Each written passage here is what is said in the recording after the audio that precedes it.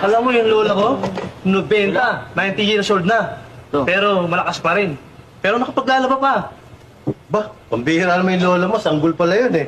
Ba, yung lola ko, mas malakas doon, 95 anyos na. Yung sa'yo, 90 lang.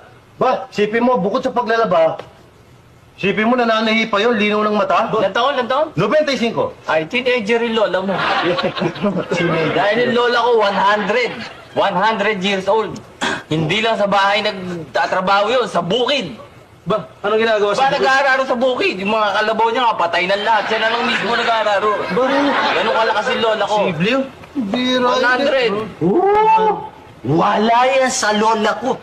Yung lola ko, alam ba, isko ko ilang daan taon? Lola ko, ilan taon? 125. Bahay matanda. Hanggang ngayon, buhay pa. Oo.